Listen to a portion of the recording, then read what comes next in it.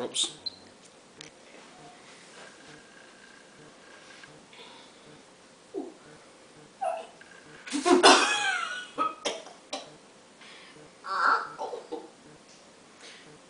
In a little town in Sweden, there once was a house called Villa Vicula, and in that house lived a 9-year-old child with carrot-colored pigtails and shoes twice as long as her feet. This was no ordinary little girl, for her name was Pippi Longstocking. Pippi lived all by herself, except for a monkey and a horse that lived on the porch. Pippi had no brothers, no sisters, and best of all, no parents, so she could do exactly what she liked. Imagine a world where everything went the way you wanted it to. The all about you universe.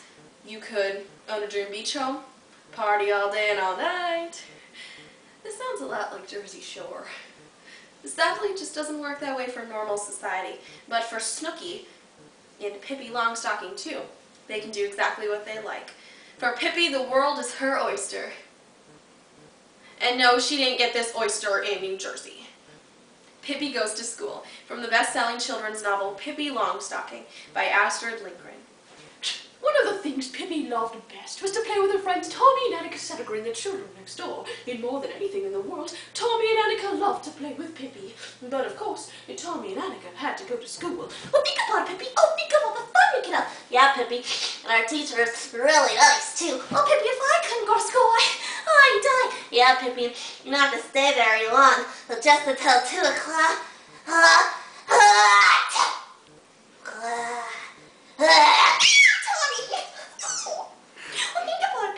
I tell you what the vacation too? Why, there's Christmas vacation and Easter vacation and summer vacation. It's absolutely unfair and I won't intend to stand for it. What's the matter now, Pippi? Well, think about it, Tommy. In 4 months it'll be Christmas and you'll get Christmas vacation. Well, what will I get? No Christmas vacation. Not even the tiniest bit of one. Something must be done about this.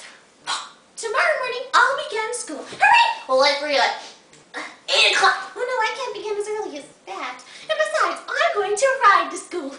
And ride she did, exactly the next morning at 10 o'clock. Pippi mounted her horse and galloped wildly through the town, and when she finally got there, she jumped off of a horse, tied him to a tree, and burst into the schoolroom.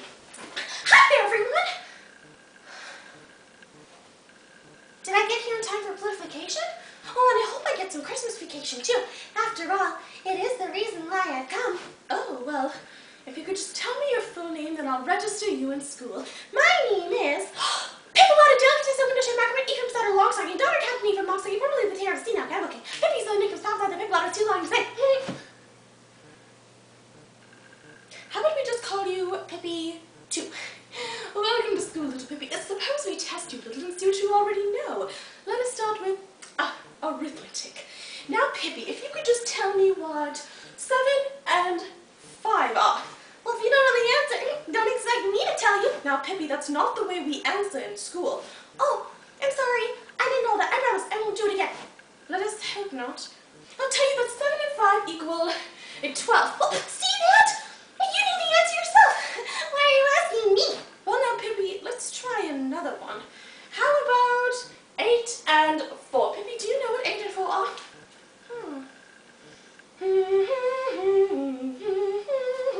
67! No.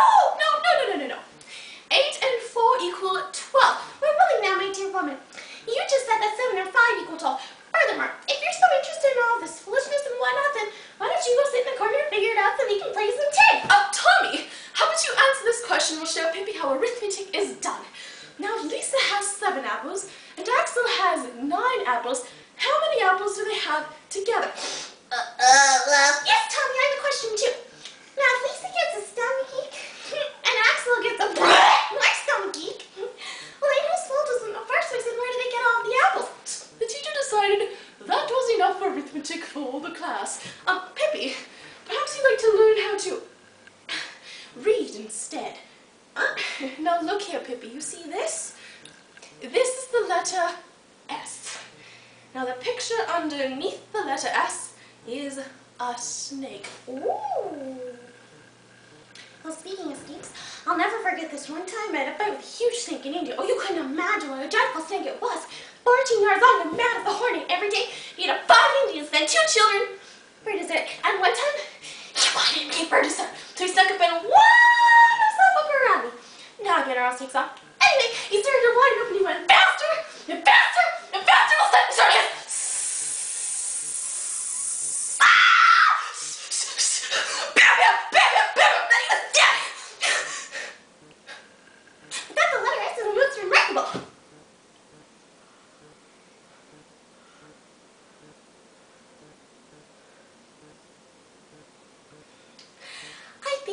enough of eating for today.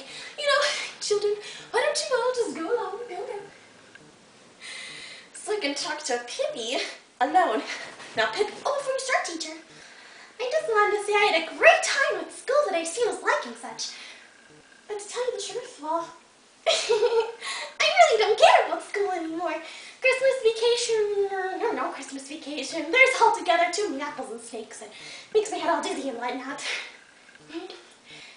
I hope you won't be upset. I certainly am upset, Pippi, but not because you don't want to come to school, but because you won't behave properly. Why, any child who acts as badly as you do would not be allowed to go to school no matter how much she wanted to.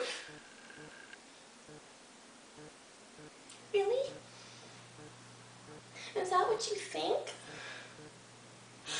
Oh gosh, I didn't know that. You understand, don't you, teacher? When you got a mama who's an angel watching you through a little peephole in the sky. Hi, Mom. When you got a papa who's a cannibal king, you sailed the whole ocean your whole life. Well, you just never been to school before. With all the apples and all the snakes. Pippi, don't cry. I'm sorry. I should have never yelled at you like that. You know, perhaps maybe you can come back to school when you're a little, or a lot older.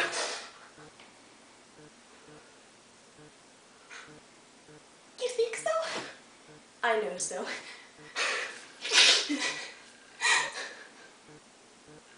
I think you're awfully nice, teacher. With that, Pippi gave the teacher a big hug and rushed out of the schoolyard, where she waved goodbye to all of the students and teacher. Well, goodbye, teacher. Goodbye, kids. I won't see you guys for a while, but you need to remember a couple of things. 1, be careful of those snakes in India. And 2, never eat as many apples as Axel did. Goodbye, Pippi. Goodbye.